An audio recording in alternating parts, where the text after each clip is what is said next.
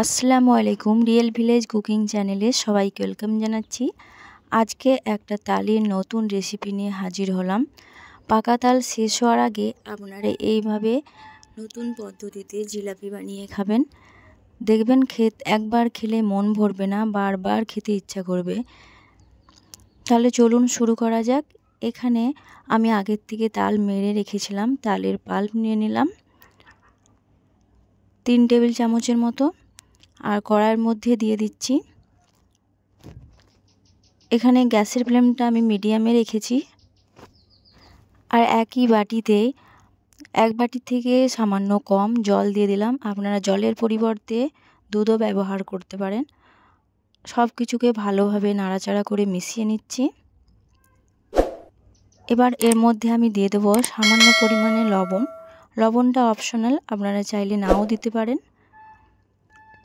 আর দিয়ে দিচ্ছি এখানে 2 থেকে 3 টেবিল চামচের মতো চিনি এবং লবণ জল ভালোভাবে মিশিয়ে ফুটিয়ে নিতে হবে।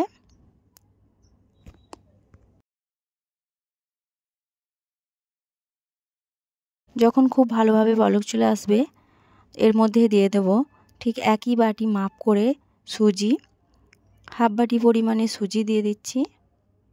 সুজি দিয়ে ভালোভাবে নাড়াচাড়া করতে হবে অনবরত।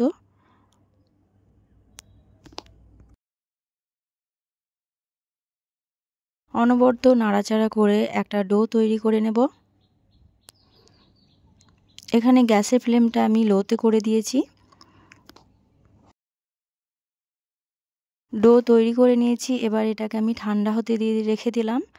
এবারে আমি চিনির সিরা বানিয়ে নেব।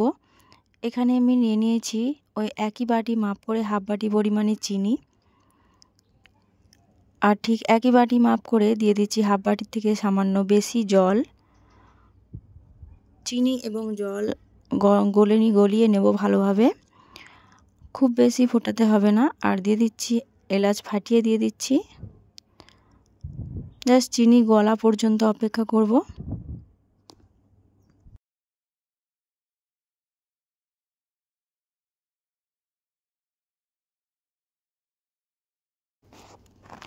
চিনির সিরাটা প্রায় রেডি হয়ে এসেছে। এটা এক সাইডে রেখে দেবো। এই দেখুন চিনির সিরাটা রেডি হয়ে গেছে। এবার এটাকে আমি এক সাইডে রেখে দেব। এবার আমি যে তালের পুরটা বানিয়ে রেখেছি, সেই খুমিরটা আমি এবার এই থালার মধ্যে নিয়ে নিচ্ছি। আর হাতের মধ্যে তেল বা ঘি লাগিয়ে নিতে হবে, দিয়ে ভালোভাবে মথে নিতে হবে।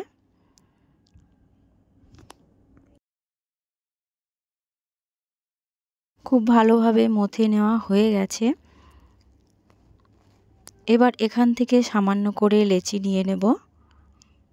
হাতের তালুর মধ্যে সামান্য করে নেব আর লম্বা করে 2 হাত দিয়ে এইভাবে ঘুরিয়ে নেব। আর জিলাপির সাইজ দিয়ে নেব। ঠিক হাতের তালুর মধ্যে এইভাবে ঘুরিয়ে নিতে হবে। আমি যেভাবে বানাচ্ছি আপনারা লক্ষ্য করবেন, ঠিক একইভাবে সব কটাকে বানিয়ে নেব।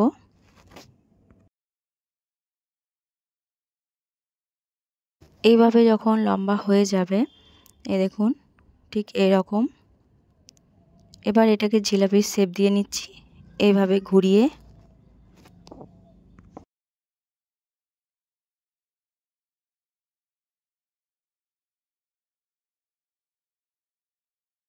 ঠিক একইভাবে সব কটা আমি বানিয়ে নেব। আবারও একটা ভালোভাবে দেখিয়ে দিচ্ছি। এইভাবে হাতের তালুর মধ্যে দিয়ে লম্বা করে নিতে হবে।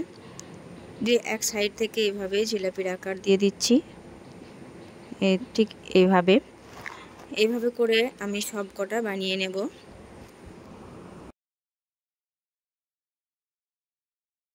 সব কটা বানিয়ে নিয়েছি। এবার এগুলোকে ভেজে নিতে হবে। এখানে তেল গরম হতে দিয়ে দিয়েছিলাম।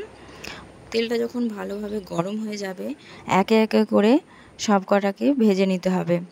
উল্টে পাল্টে লাল লাল করে ভেজে নিতে হবে। এখানে গ্যাসের ফ্লেমটা আমি মিডিয়ামে রেখেছি। এক সাইডটা হয়ে গেলে উল্টে দেব।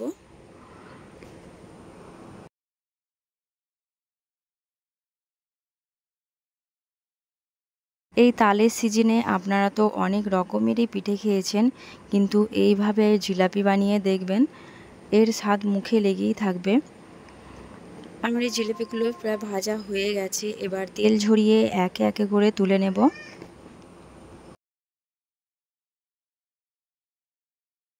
এই দেখুন খুব সুন্দর একটা কালার এসেছে। বাকি যে কটা আছে সব কটা একইভাবে আমি ভেজে নেব। আর এখানে আমি চিনির শিরাটা যে বানিয়ে রেখেছি সেটা কুসুম গরম থাকতে হবে। কুসুম গরম থাকা অবস্থায় এর মধ্যে সব কটা এইভাবে করে দিয়ে দেব। এক সাইডটা দিয়ে আবারও উল্টে দেব। এভাবে রেখে দিতে হবে 5 থেকে 7 মিনিট। 5 থেকে 7 মিনিট পর দেখবেন ভেতর পর্যন্ত রস ভালোভাবে পৌঁছে গেছে আর খুবই নরম তুলতুলে, খেতে কিন্তু অসাধারণ।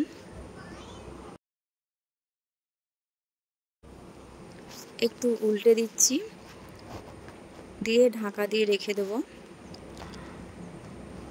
ফিরে আসছি 5 থেকে 7 মিনিট পর।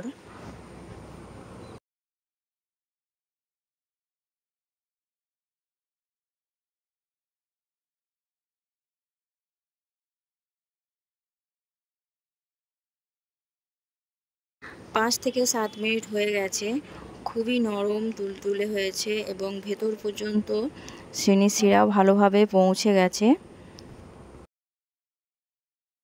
দেখতেও যেমন সুন্দর, খেতেও কিন্তু খুবই টেস্টি। আপনারা এই তালের সিজনে এইভাবে বানিয়ে দেখবেন, বাচ্চা থেকে বড় সকলেই খুবই পছন্দ করবে। তাহলে বন্ধুরা, আমার এই রেসিপি আপনাদের কেমন লাগলো অবশ্যই কমেন্টে জানাবেন। আর ভালো লাগলে চ্যানেলটা সাবস্ক্রাইব করে পাশে থাকার অনুরোধ রইল। আমি একটা ভেঙে দেখাচ্ছি।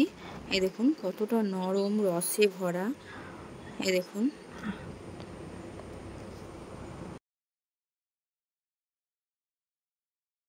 আবারও একটা দেখাচ্ছি। দেখুন রসে টইটুম্বর।